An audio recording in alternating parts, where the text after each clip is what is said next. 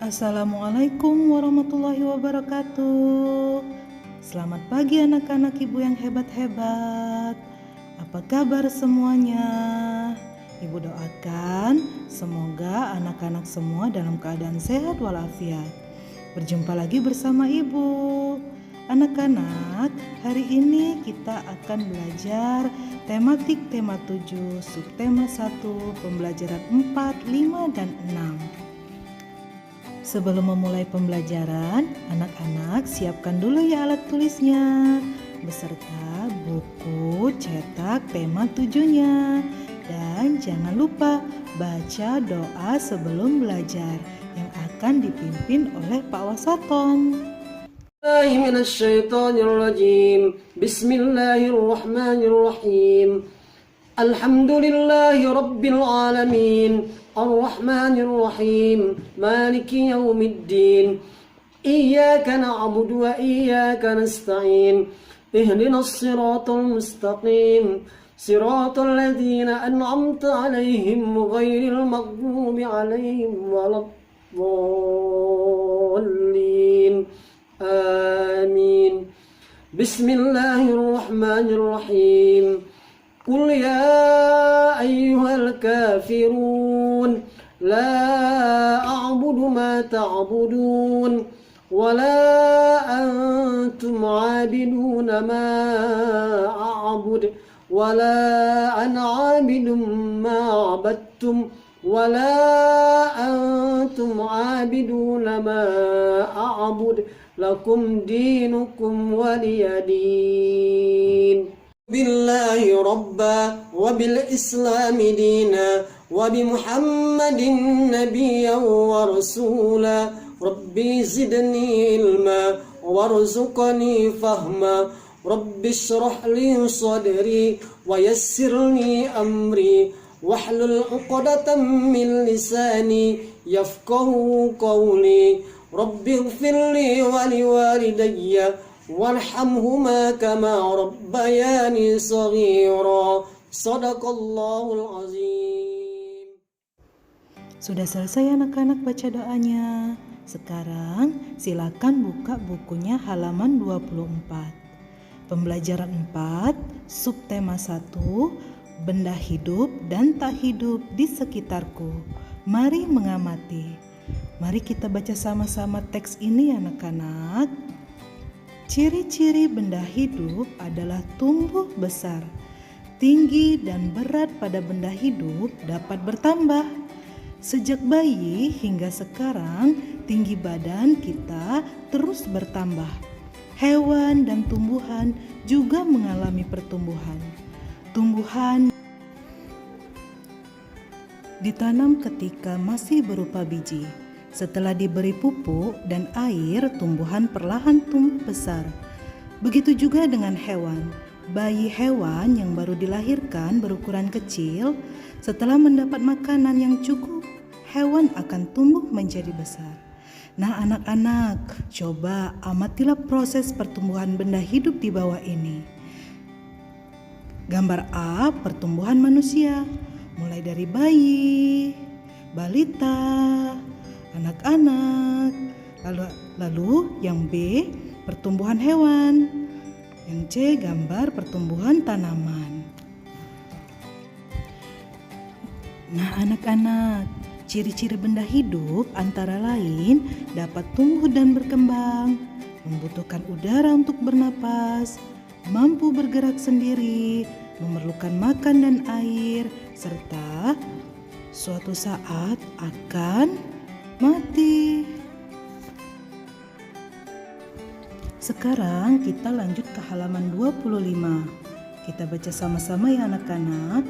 Benda tak hidup tidak mengalami pertumbuhan. Benda tak hidup tidak dapat bertambah tinggi atau bertambah berat.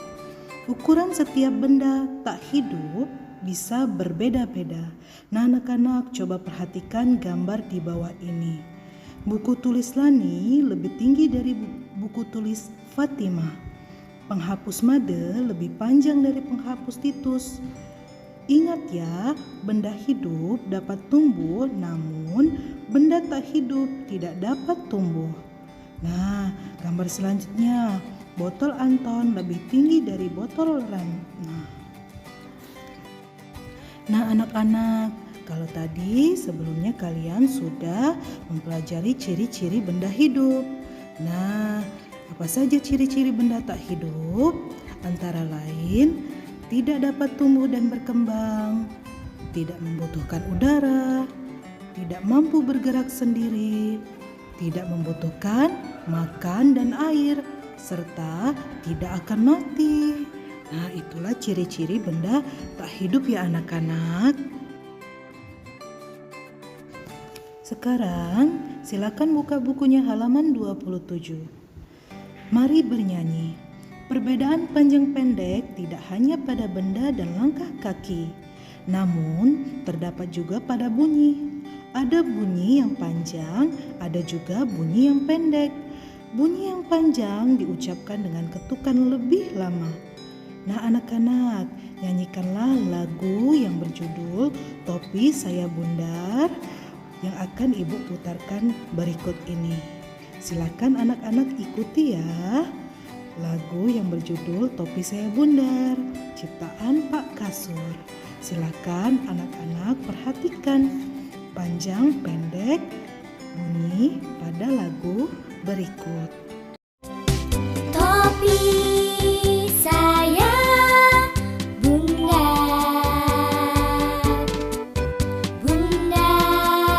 topi saya. Kalau tidak bundar, bukan topi saya. Nah anak-anak, bagaimana lagu yang berjudul Topi Saya Bundar?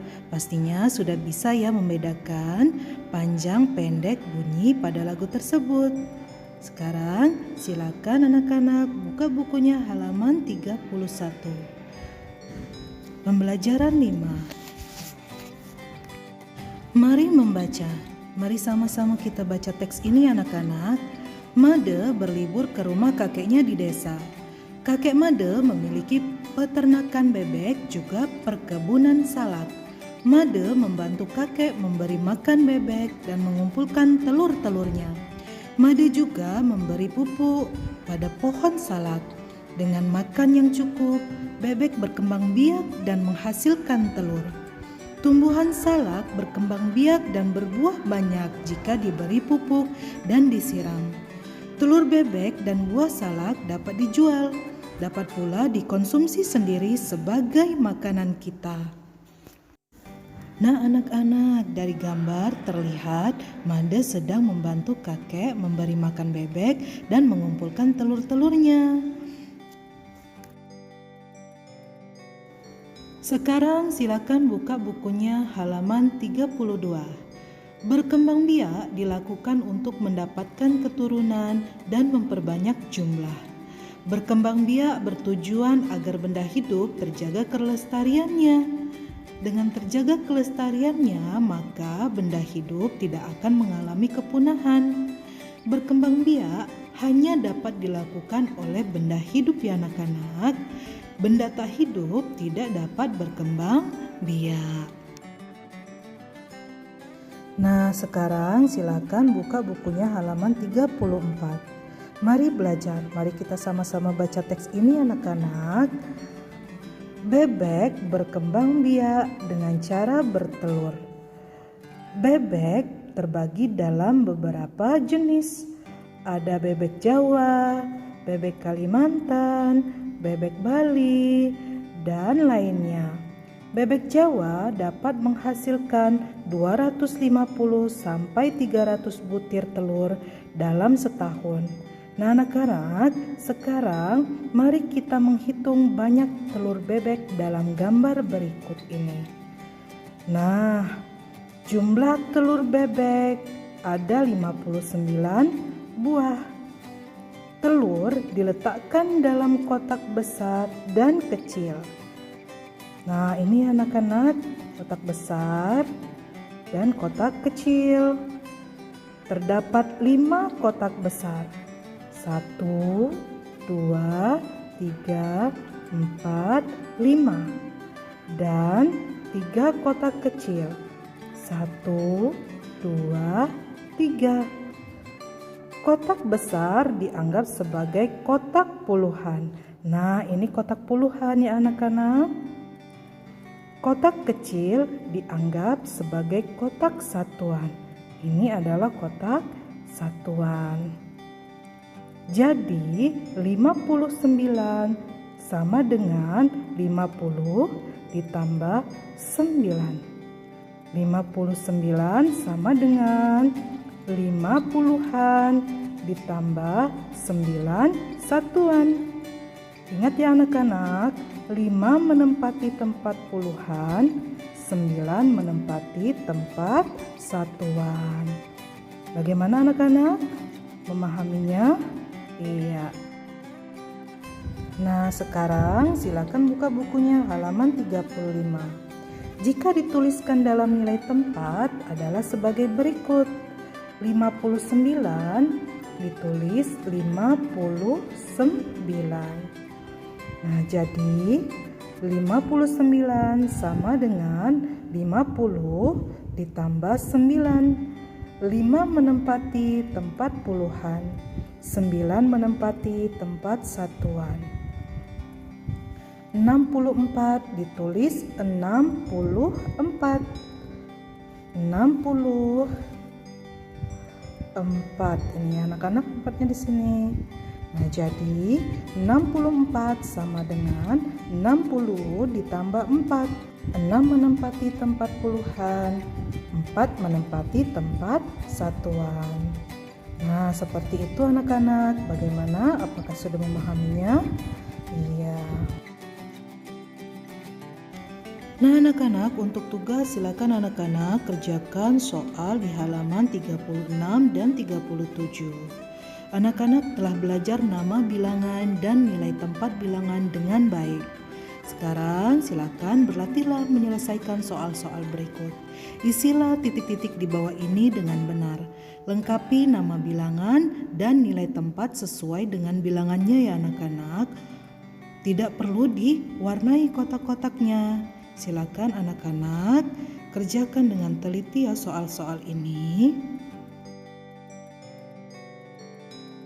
Sekarang silakan buka bukunya halaman 39. Nah anak-anak, siapa yang masih ingat simbol sila keempat Pancasila? Iya, betul sekali, kepala banteng. Pancasila merupakan lambang negara kita. Gambar lambang negara merupakan benda tak hidup ya anak-anak. Nah, masih ingatkah kamu dengan bunyi sila keempat Pancasila? Iya, betul sekali. Kerakyatan yang dipimpin oleh hikmat kebijaksanaan dalam permusyawaratan perwakilan. Lambang banteng digunakan karena banteng adalah hewan sosial yang suka berkumpul, seperti halnya musyawarah, di mana orang-orang harus berkumpul untuk mendiskusikan sesuatu. Sekarang silakan buka bukunya halaman 40. Nah anak-anak sudah mempelajari mengenai ciri-ciri benda hidup. Masih ingat ya anak-anak mengenai ciri-ciri benda hidup? Nah, untuk mengingatnya kembali, silakan anak-anak kerjakan latihan berikut. Isilah titik-titik di bawah ini menggunakan kata yang tersedia pada kotak jawaban. Silakan dikerjakan dengan teliti anak-anak. Itulah tadi pembelajaran kita pada hari ini. Mudah-mudahan anak-anak semua dapat memahaminya. Tugas-tugasnya jangan lupa dikerjakan dengan baik ya anak-anak. Ibu akhiri, wassalamualaikum warahmatullahi wabarakatuh. Jangan lupa baca doa selesai belajar ya anak-anak. Jaga kesehatan. Pakai masker jika keluar rumah. Subhanakallahumma wa bihamdika ashhadu an la ilaha illa anta astaghfiruka wa atubu ilaik. ربنا آتنا في الدنيا حسنة وفي الآخرة حسنة وقنا عذاب النار. صدق الله العظيم.